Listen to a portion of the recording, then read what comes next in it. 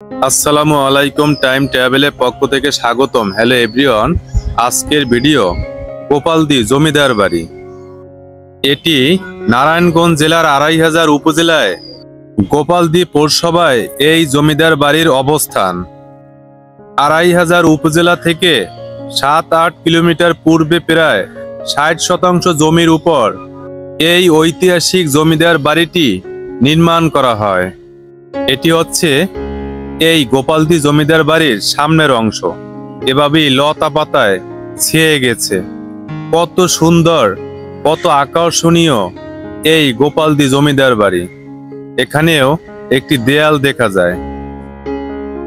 সামনে কিভাবে লতা পাতায় ছেয়ে গেছে, কত সুন্দর কারুকাজ দিয়ে এই প্রাসাদ নির্মাণ করেছে।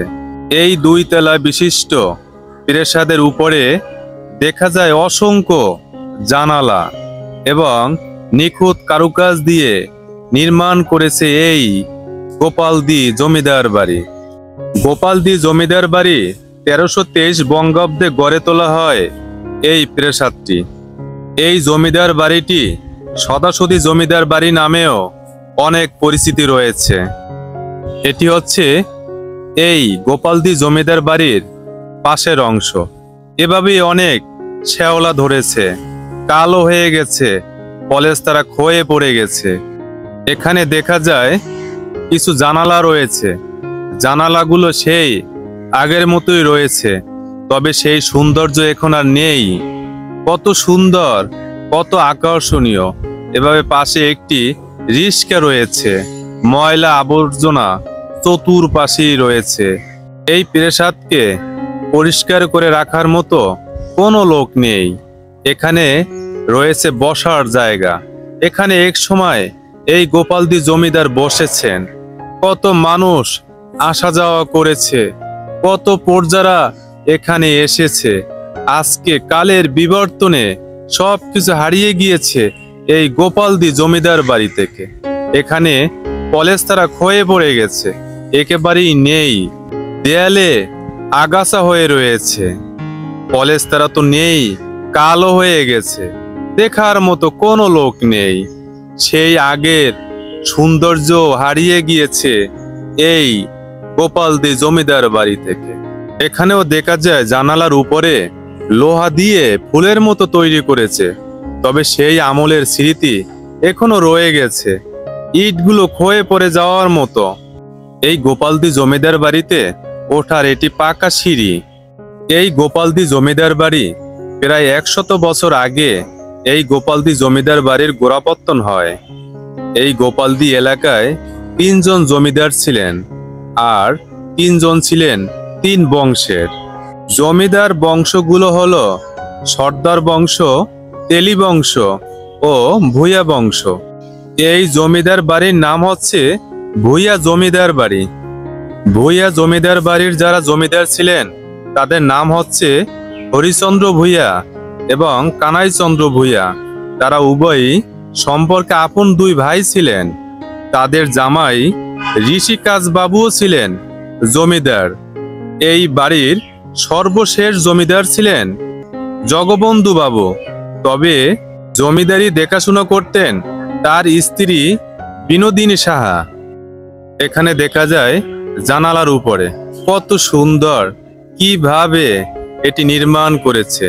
সত্যি অনেক আকর্ষণীয়। প্রত্যেকটা দরজার উপরই এভাবে কারুকাজ দিয়ে তৈরি করেছে।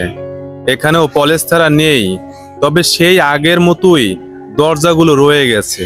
চতুর্পাশেই যেন অসংখ্য দরজা। তবে এই প্রাসাদে এখন আর জমিদার তো নেই। কারা কোথা থেকে এসে এই ঐতিহাসিক জমিদার বাড়িতে বসবাস করছেন, আমি অনেক চেষ্টা করেছি তাদের পরিচয় সম্পর্কে জানার জন্য, তবে আমি সঠিক পরিচয় বের করতে পারিনি। এখানেও ইটগুলো দেখা যায় পলেস্তারা ক্ষয়ে পড়ে গেছে। রয়েছে অনেক স্মৃতি এই ঐতিহাসিক গোপালদি জমিদার বাড়ি।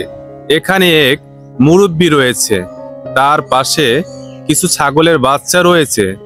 তবে আমি তাকে অনেক জিজ্ঞেস করেছি, তিনি আমার সাথে কোনো কথাই বলতে রাজি হয়নি।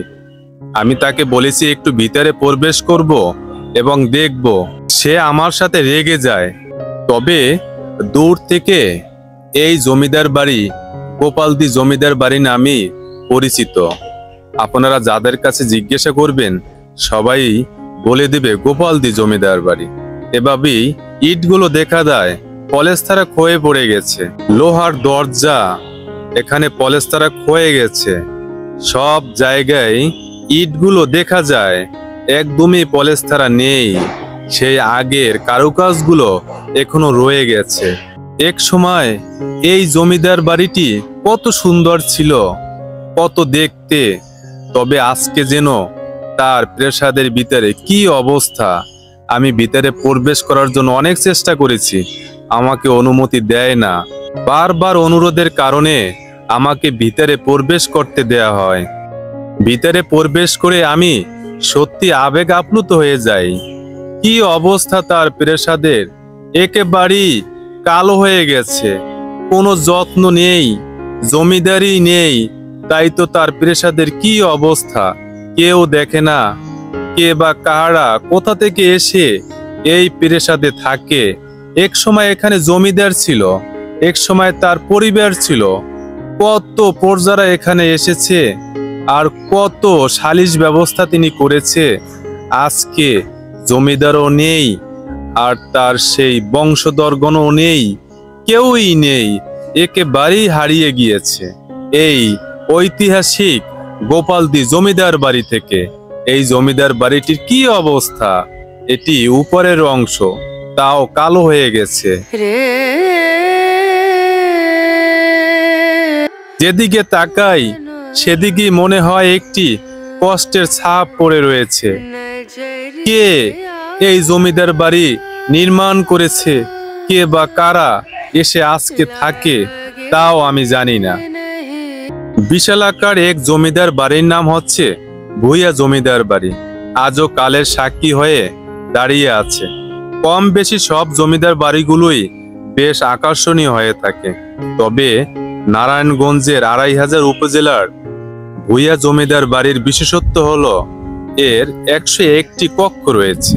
এটি হচ্ছে দরজা, পাশে জানালা রয়েছে। জানালার উপরে ইটগুলো দেখা যায় পলেস্তারা ক্ষয়ে পড়ে গেছে। এটি হচ্ছে উপরের অংশ, উপরেও কালো হয়ে গেছে। শত বছর পেরিয়ে আজও টিকে আছে এই ঐতিহাসিক গোপালদি জমিদার বাড়ি, যেটি ভূঁইয়া বাড়ি নামেও পরিচিত। আবার কেউ সদাসদি জমিদার বাড়ি নামেও এটিকে চেনে। অনেক আকর্ষণীয় দেখার মতো এই ঐতিহাসিক জমিদার বাড়ি। দুইতলা ভবনের এই জমিদার বাড়ির কারুকাজ দেখে যে কেউই অপলক দৃষ্টিতে চেয়ে থাকবেন। তবে কালের বিবর্তনে এই জমিদার বাড়ির জৌলুস হারিয়েছে। তবে এই ভূঁইয়া জমিদার বাড়িটি ভালোভাবে সংস্কার করা না হলে এটিও বেশি দিন টিকবে বলে মনে হয় না। এই ভূঁইয়া জমিদার বাড়িটি ভালোভাবে সংস্কার করা হলে দর্শনার্থীদের একটি আকর্ষণীয় বিষয় হতো। এখানে একটি জানালা দেখা যায়, এটি হচ্ছে তার প্রাসাদের বারান্দা। এভাবেই কত বড় বারান্দা। এটি হচ্ছে উপরের অংশ, কালো হয়ে গেছে। তবে কলমগুলো কত আকর্ষণীয়, কত দেখার মতো। তবে সেই আগের মতো এখন আর নেই, সেই সৌন্দর্য হারিয়ে গিয়েছে। এখানে একটি জানালা দেখা যায়, পাশে এভাবেই পরগাছা হয়ে রয়েছে, কালো হয়ে গেছে, ফেটে গেছে। ইটগুলো দেখা যায়। কি অবস্থা তার প্রাসাদের। এখানে এই বাচ্চাটি কার সেটিও আমি জানি না। এই দরজার উপরে কত সুন্দর কারুকাজ দিয়ে নির্মাণ করেছে, সত্যি অনেক আকর্ষণীয়। এখানে বারান্দার চারপাশেই যেন দরজা আর দরজা, কোনো অংশেই যেন কমতি নেই। এই জমিদার বাড়িটি অনেক বড়, অনেক বড় এরিয়া। এই জমিদার বাড়িটি ভালোভাবে দেখতে হলে অনেক সময়ের প্রয়োজন। আপনারা যারা আছেন আসবেন, দেখে যাবেন।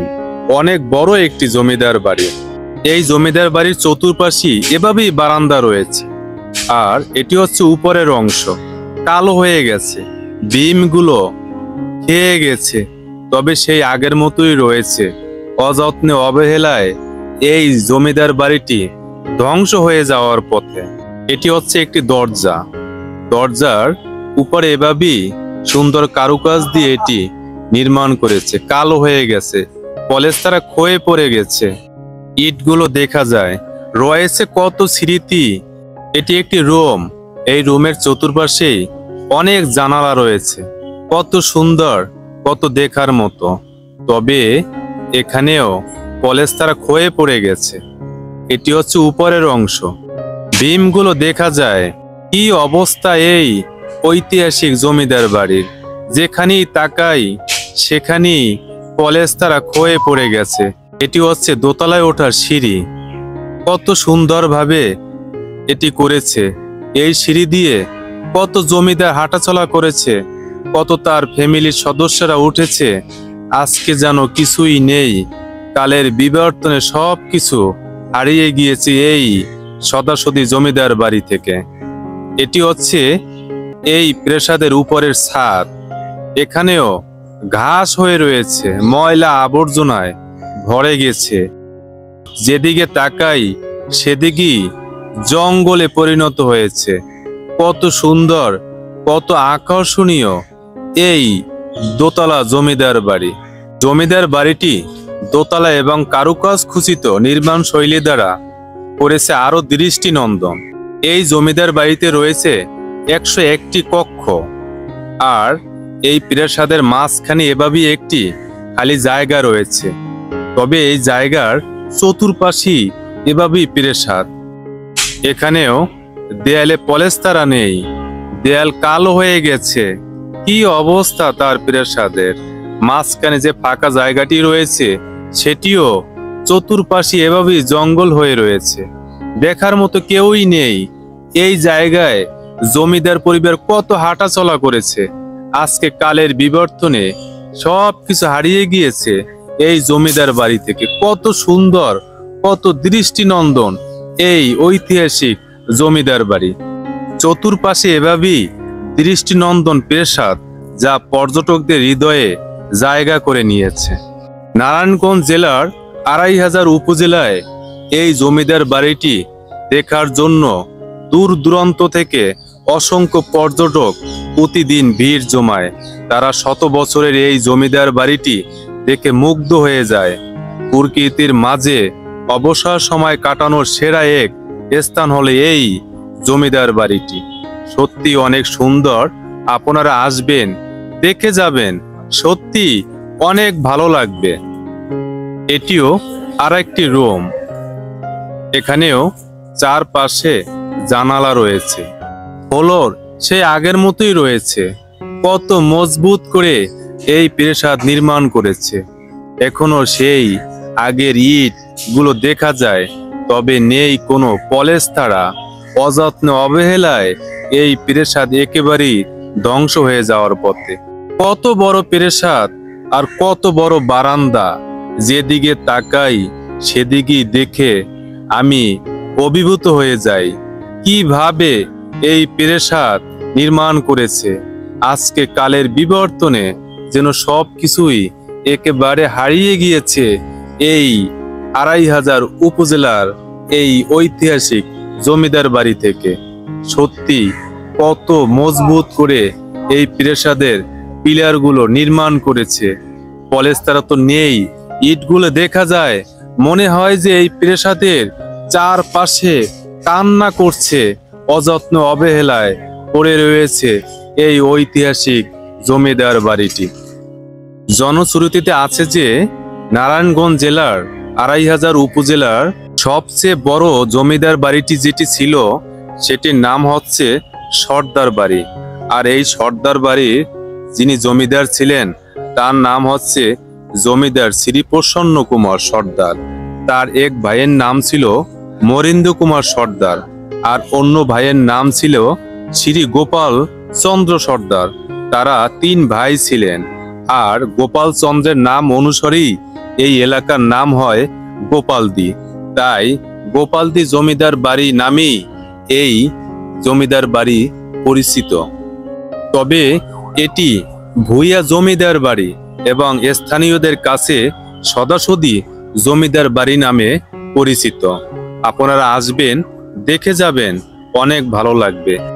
এখানেও পলেস্তারা ক্ষয়ে পড়ে গেছে, ইটগুলো খেয়ে গেছে, রয়ে গেছে কত স্মৃতি।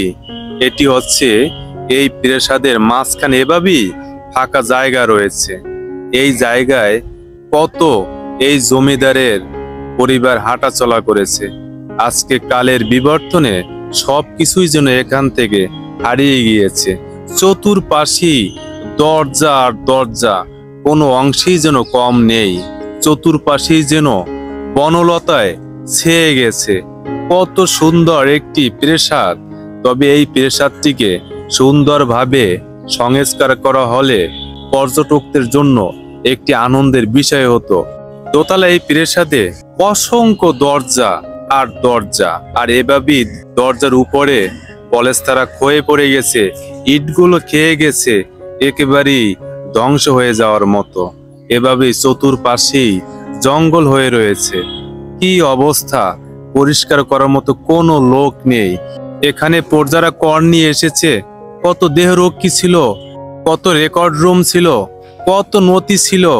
আজকে কিছুই যেন নেই, সব কিছু হারিয়ে গিয়েছে এই ঐতিহাসিক জমিদার বাড়ি থেকে।